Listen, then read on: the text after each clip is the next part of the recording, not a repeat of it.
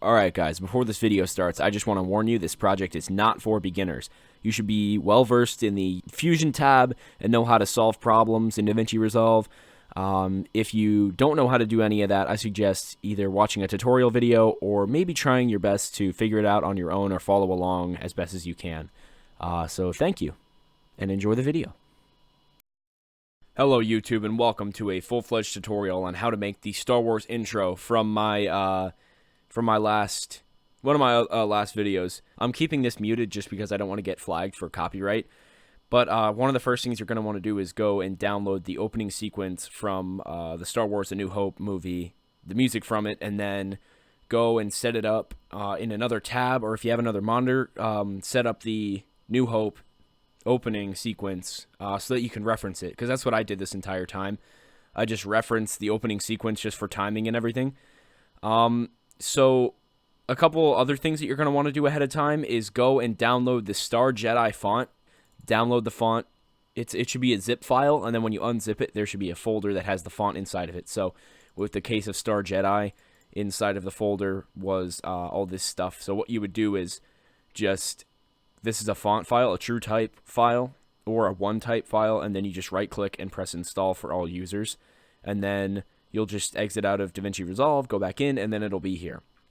Another one you're going to want to get is News Gothic. That's another font. I can leave links to, actually, yeah, I'll leave links to all these fonts in the description for you guys, so you can go ahead and download them all. So this font here is News Gothic. Uh-oh, that's not good. This font here is News Gothic. It's bold, and then this right here is the Star Jedi. What I did first was create a text box with this fade in and fade out, and I used, I typed it in up here, you can see, and I used the News Gothic standard font. Everything's normal. I made the size a little bit big just to fit the screen, and positioned it correctly. And then what I did was I actually went into the video and I made the X a little bit stretched out.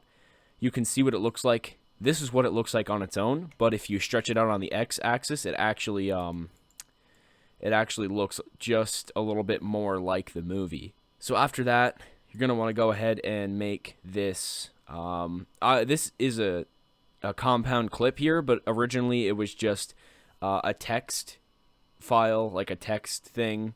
So you'd come over here, take the text box, and type in, Star Wars. Actually, what we're going to be using is the Star Jedi font, not the Star Jedi Hollow, because that has a little bit of weirdness to it sometimes. But, yeah. You go ahead and type out Star Wars in the Star Jedi font.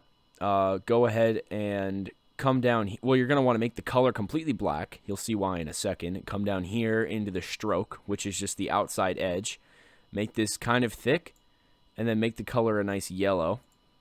And then come back up here and turn the line spacing just a little bit down so that it's a little more lined up. Gonna go ahead and bring this size up. Once again, just adjust the line spacing to your taste here. And a lot of this is just pressing the space bar and getting everything lined up. If you have a lot of trouble lining it up, what you can actually do is just make a separate text thing here. So you can just copy and paste this right here, put this on top, and then paste and just move it down. So move the X position down just a little bit, just so that you can get this perfectly lined up. And as you can see up here, the R in Star Wars is a little weird.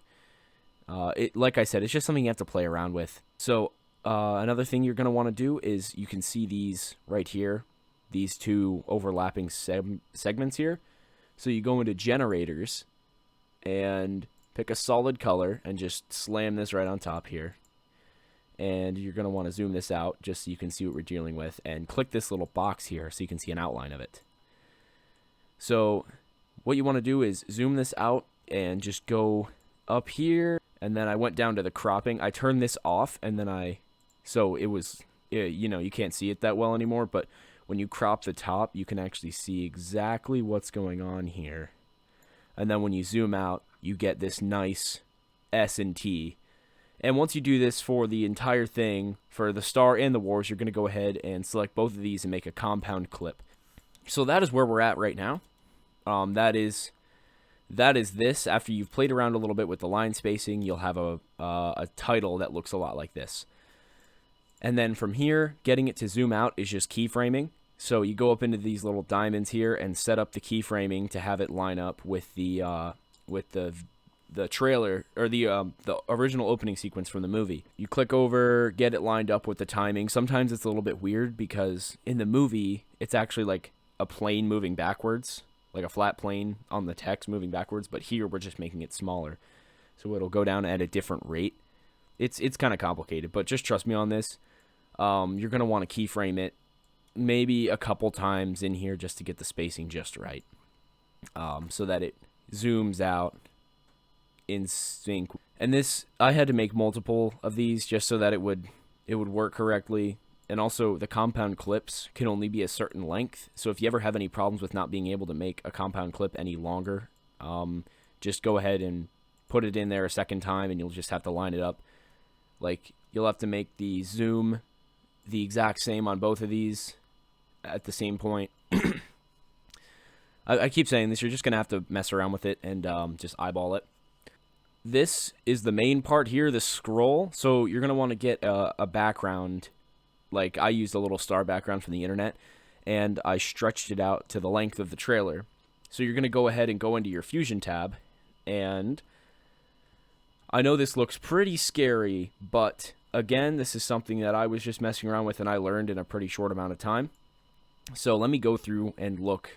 You're going to want to get each of these into your thing. So if you want to do that now, go ahead and pause the video and set all these up, or just follow along with me.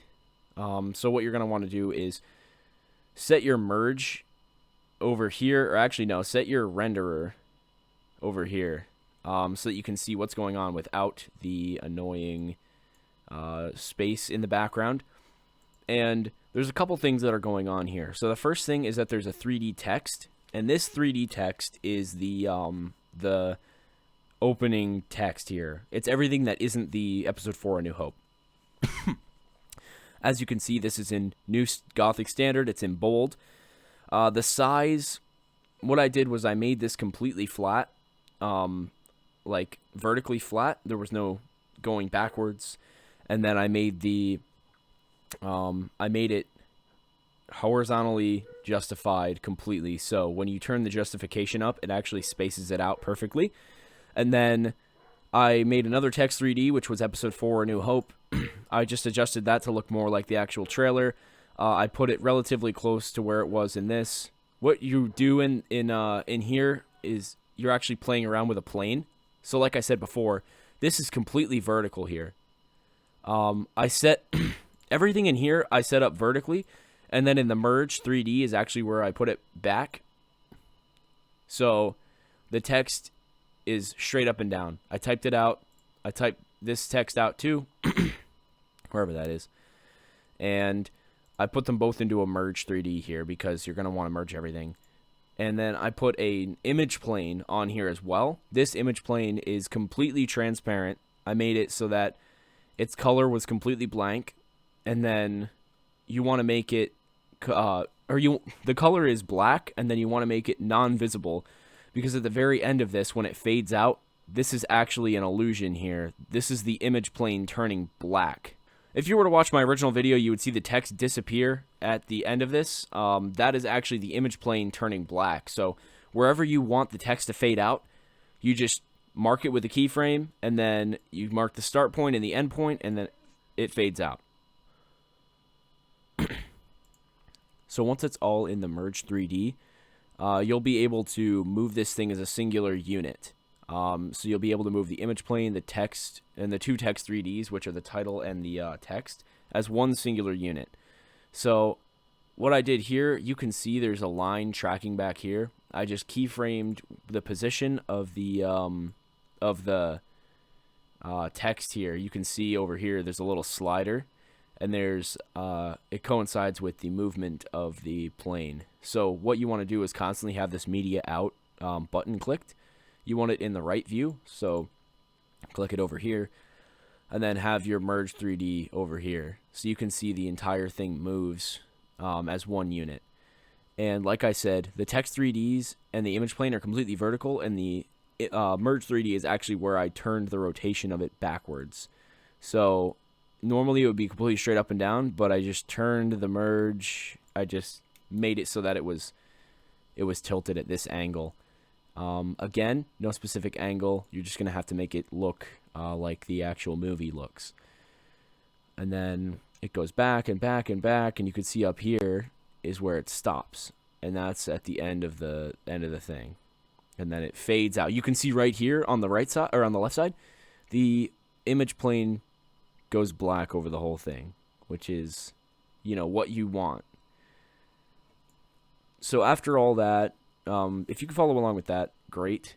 If not, it's a learning process. It's really hard to explain. You just kind of have to figure it out by yourself, because these text 3Ds and image planes and stuff are kind of hard to work with.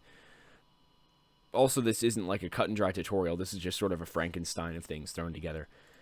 The renderer 3D renders everything, and then you throw it into a merge with the media in, and then put it in media out, and there's your crawl right here. And that is all I have for you. Thank you guys for watching.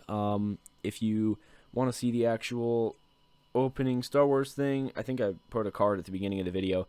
I'll put a card at the end of the video. Drop a sub, drop a like, share this channel with your friends or anybody. If you're in any kind of classes, video making things, share this with your friends. Maybe you guys can use it. I also have done a lightsaber tutorial for all you Star Wars enthusiasts out there. And then for anybody who likes video games, I have a second channel where I play video games. And for me, that is pretty much it. So thank you guys so much for watching, and I'll see you in the next episode, whether it be a tutorial, a project, or anything. See ya.